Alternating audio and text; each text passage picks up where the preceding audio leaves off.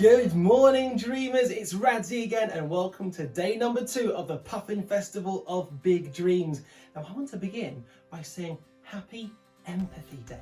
Now, Empathy Day is a day when we celebrate how books allow us to understand the world around us and the people in it.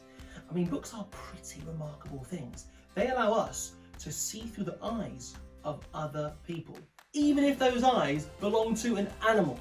I mean, question for you. Have you ever imagined a talking animal? I know I definitely have.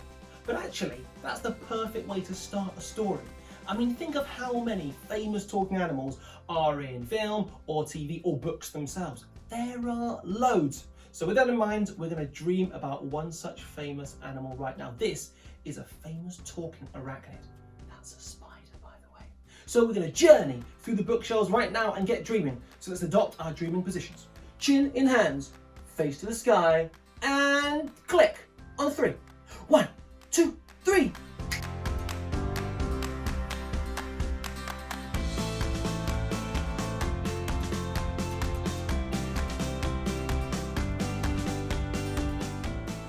Today we're visiting 1952, the year when Charlotte's Web was originally published.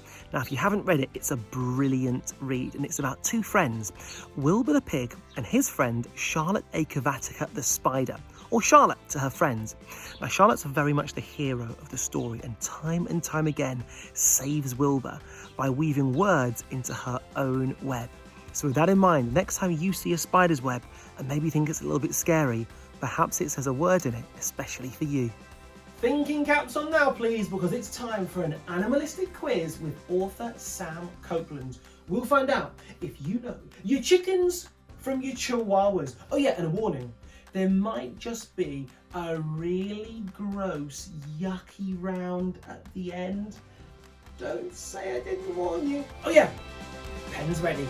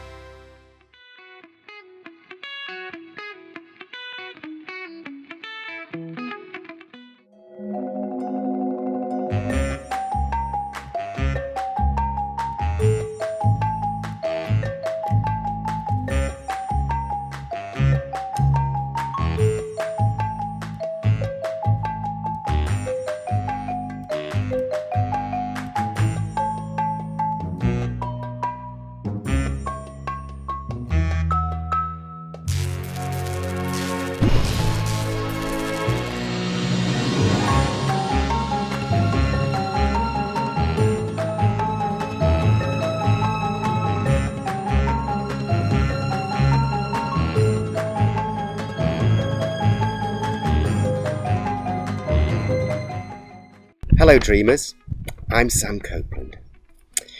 My big dream is that sweets and chocolate all become as good for you and as healthy for you as broccoli. Wouldn't that be amazing? I write stories about Charlie, who turns into animals whenever he's worried, and he always gets himself in very, very sticky situations.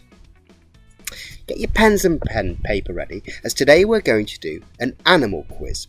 Let's see what you know. And sorry about some of the gross questions, animals can do some quite yucky things. There will be 2 rounds, and I'll go through the answers at the end of each round, so let's see how you do.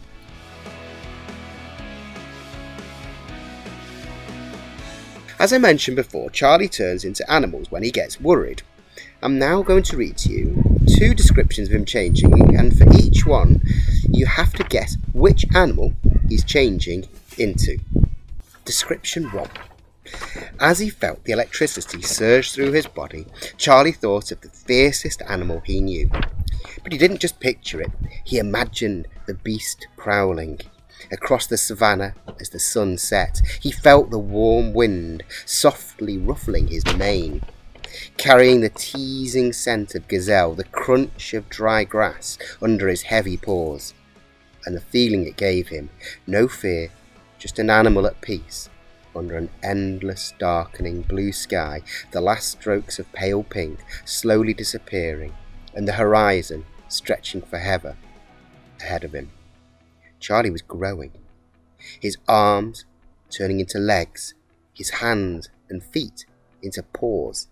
He could feel fur springing up all over his body, his teeth and nails sharpening. Did you guess the animal? Make sure you write it down. Now for description 2. Making sure nobody was watching, Charlie closed his eyes and changed. For a moment Charlie stood feeling the rain on his back. Then he stretched his great wings and arched his head up to the sky.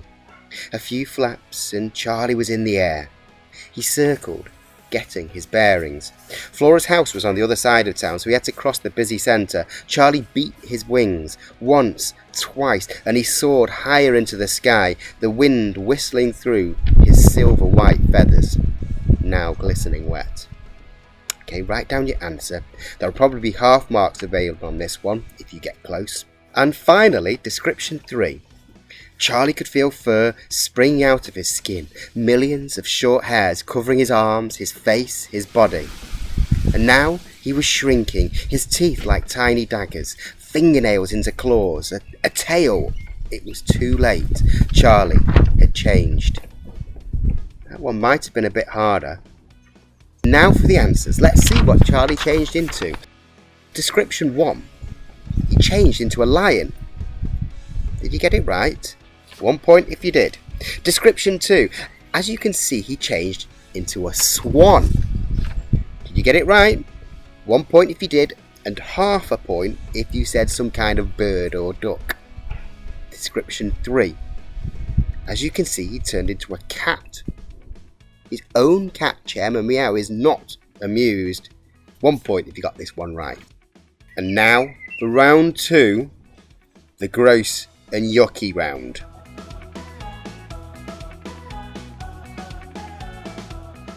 These questions are multiple choice, so you only need to write down A, B or C as your answer. You may need to make some guesses here, so don't worry about not knowing the answer. Question 1.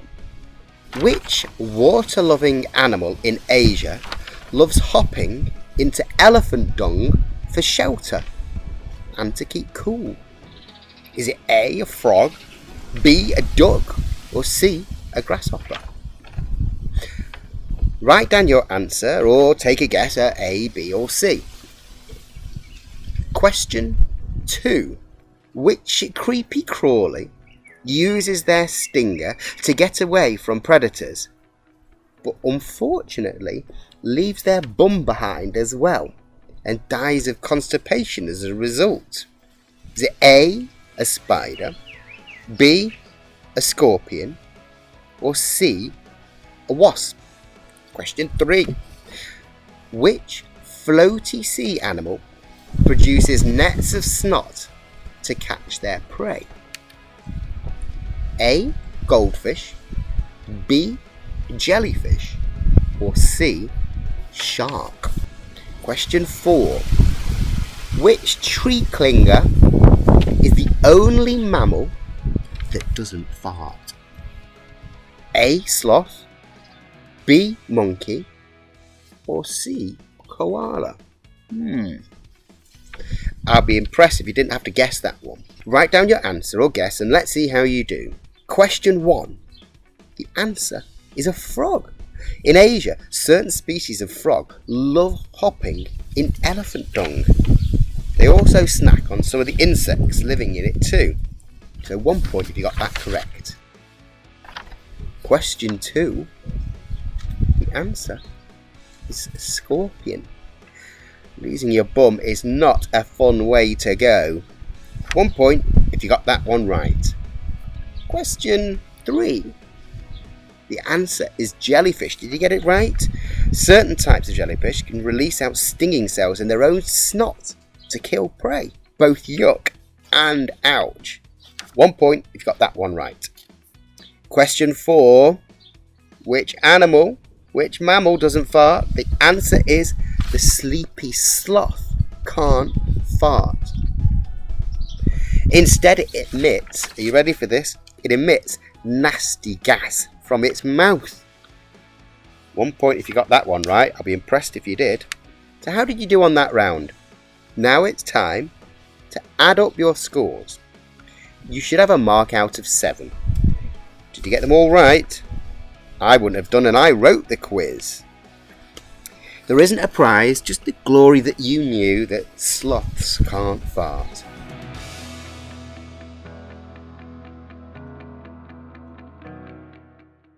Hello Empathy Explorers, I'm Sam Copeland, author and chicken whisperer. Today I'm visiting Spitalfields City Farm to see how all the animals are feeling. Empathy is when you can share and understand other people's feelings. In other words, being able to see the world from their perspective. Let's see how some of the animals who live here are feeling today.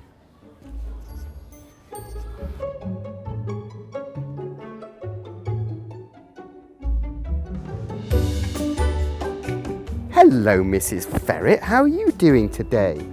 Oh, you're feeling a bit nervous? Well, sometimes I feel a bit nervous when I'm meeting a new ferret for the first time.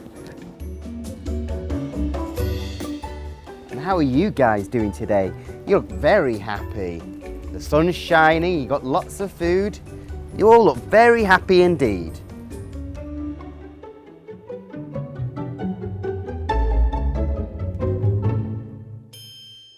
And how are you doing, Mr. Donkey? Are you feeling sad because your friends haven't come out to play? You know what, sometimes I feel sad when I miss my friends too. And how are you feeling today? Oh, you're excited. There you go. You're excited because you're getting your breakfast. Do you know what? I'm excited because I've come to the farm today and I get to meet you guys.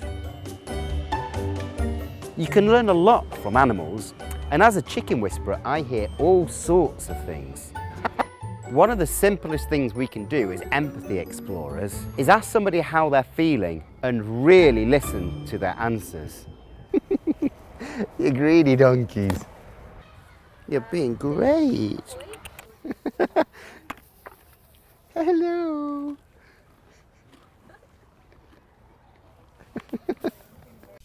It's been fun quizzing you. And to end here is a picture of me, aged 5. Back then, my dream was to be an astronaut. Please do share your stories, dreams, doodles, or anything else inspired by today using the hashtag Puffin Dreamer. Okay, bye bye.